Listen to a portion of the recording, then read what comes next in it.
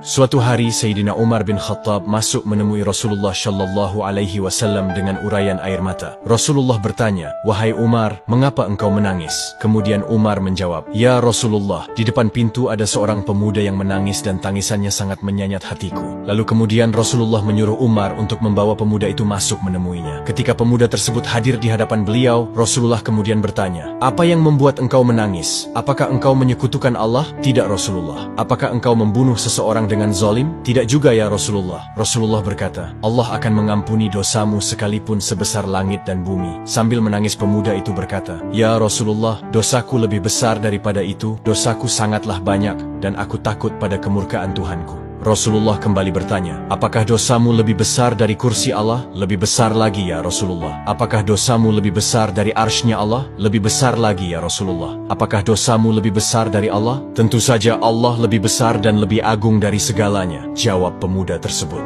"Ya Rasulullah, aku adalah orang yang suka membongkar kuburan, dan sudah 7 tahun lamanya aku melakukan ini. Suatu ketika ada anak perempuan, Ansyar, yang meninggal dunia. Usai ia dimakamkan, aku membongkar kuburannya dan melucuti kain kafannya. Setan telah berhasil menggodaku sampai aku menyetubuhinya. Setelah itu aku meninggalkannya begitu saja. Namun mayat itu seolah-olah hidup kembali dan berkata, 'Tidakkah engkau takut kepada hukumannya kelak di akhirat? Engkau telah meninggalkanku dalam kondisi telanjang dan junub.'" Mendengar cerita tersebut, Rasulullah berdiri dan berkata, "Wahai fasik, enyahlah dari hadapanku. Tidak ada balasan yang pantas bagimu selain neraka." Pemuda itu keluar dari hadapan Nabi sambil menangis penuh penyesalan dan kecewa luar biasa. Ia berjalan menuju padang pasir tanpa makan dan minum bahkan tidur. Selama 7 hari, hari-harinya hanya diliputi dengan tangisan penyesalan. Hingga pemuda itu jatuh tersungkur tanpa tenaga. Ia berdoa, "Ya Tuhanku, aku adalah hamba-Mu yang berdosa. Aku datang kepada utusan-Mu agar bisa menolongku. Akan tetapi aku diusir dari hadapannya. Hari ini, aku datang kepadamu agar engkau mengampuniku dengan kasih-Mu. Namun jika engkau tidak mengampuniku, kirimkanlah api dan bakarlah diriku selagi aku masih hidup di dunia ini sebelum engkau membakarku di akhirat kelak." Tidak lama kemudian malaikat Jibril datang menemui Rasulullah dan berkata, "Wahai Muhammad, Allah menyampaikan salam kepadamu." Dan Allah bertanya, "Apakah engkau yang menciptakan makhluk?" Beliau menjawab, "Allah yang menciptakan diriku dan semua makhluk." "Apakah engkau yang memberikan rezeki kepada mereka?" "Tidak, hanya Allah yang mampu memberikan rezeki kepada makhluknya." "Apakah engkau yang menerima tobat mereka, atau engkau yang menghukum mereka atas dosa-dosa mereka?"